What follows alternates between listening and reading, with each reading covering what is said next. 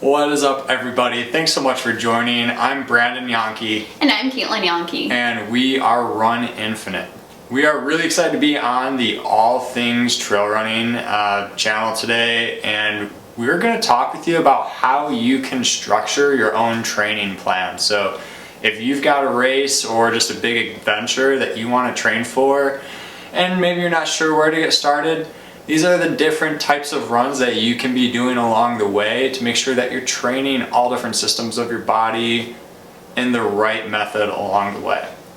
And these will help set you up for success in the long run.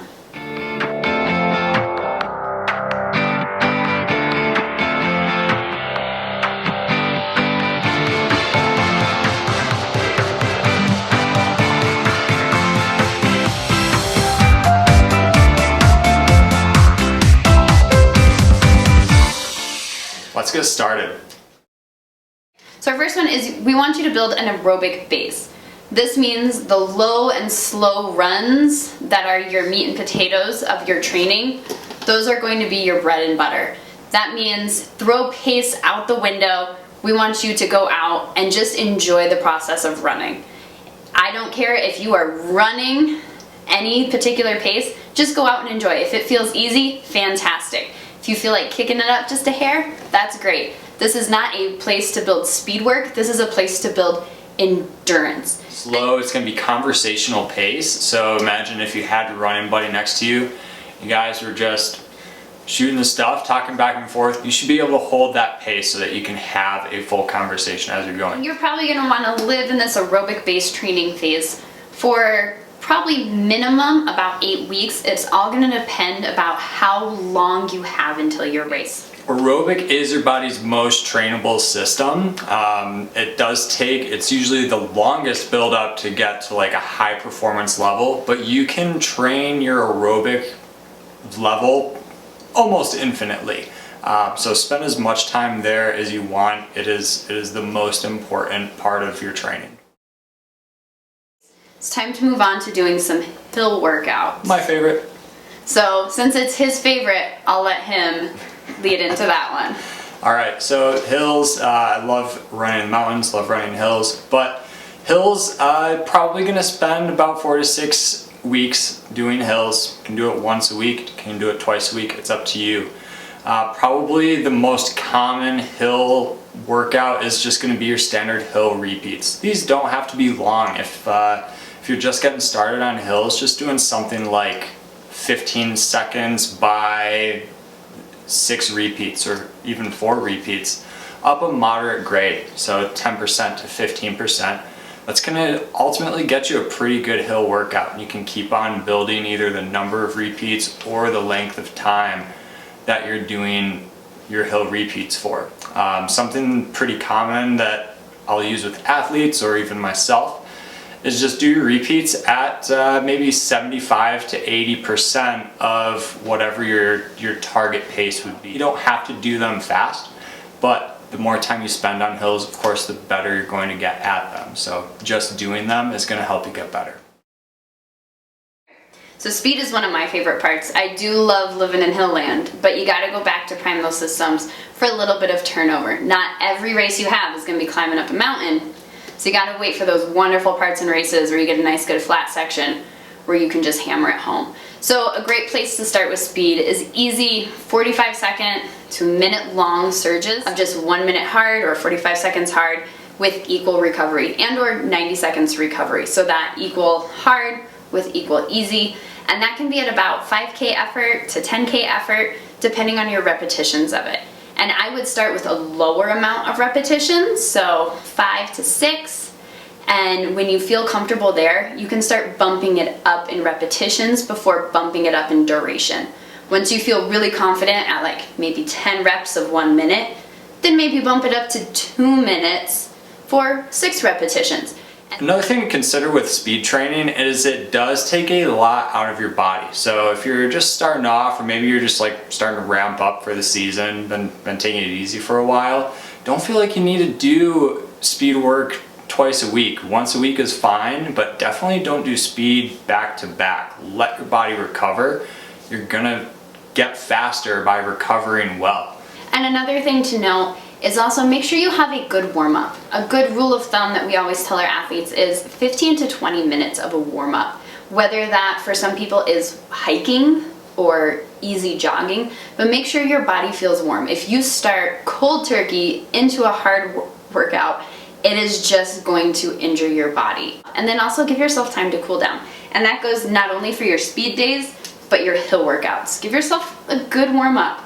Enjoy running before you get to the work.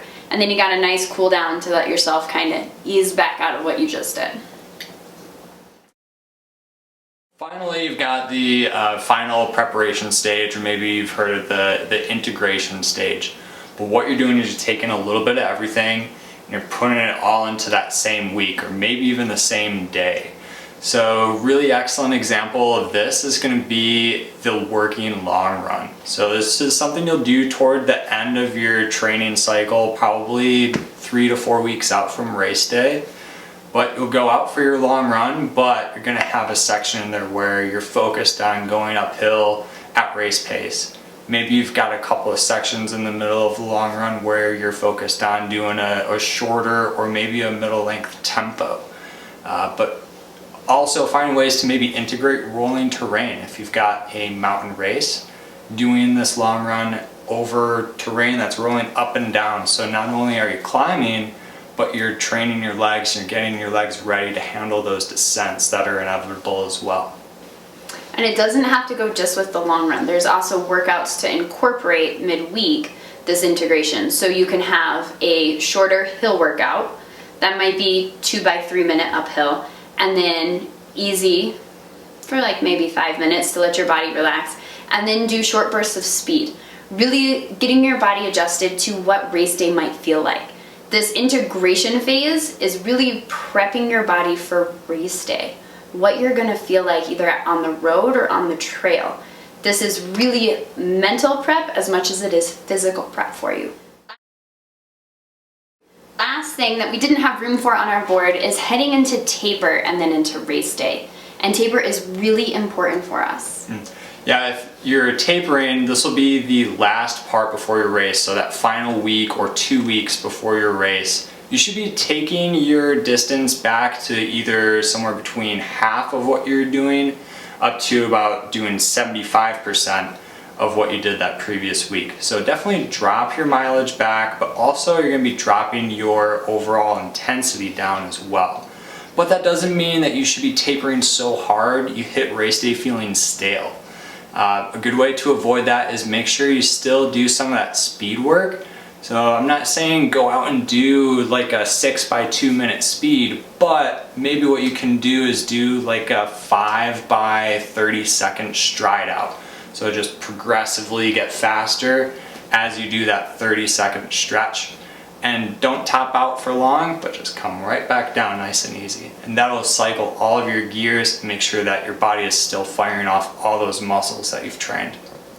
And really in the taper zone, you really want to make sure that recovery is going to be your key element here. It's not also about feeling fresh, but it's also about making sure your body feels fully recovered to take on race day. So eat good foods. If you feel like you need a nap, take a nap. If you want to go to bed early, go to bed early. These last 2 weeks before your race day are to really make your body feel like it's fully recovered from all of this work that you have put in, because you have earned such a wonderful race day. Yeah, treat it as a celebration. I mean, you put in a ton of work going into race day, and obviously go out race day and have fun, make some friends, talk with people. But yeah, enjoy the journey. The journey is what it's all about. Get out there, explore, go find some new mountains, like enjoy the training for sure. Yeah, I couldn't have said it better myself. This may look like it's hard work on our whiteboard, but really this process can be so much fun when you break it down and say, I'm gonna go climb this mountain and it's gonna be part of my hill work today. Or I'm gonna go explore this new trail and I'm gonna do some speed because it looks fantastic and fun. So really incorporate the hard work and make it into finding new fun adventures. Yeah, thank you so much for joining, and check us out at runinfinite.com. We've also got our own YouTube channel, but we're super stoked to be on the All Things Trail Running channel today. We look forward to hearing more from you soon. Thanks. Thanks for having us on.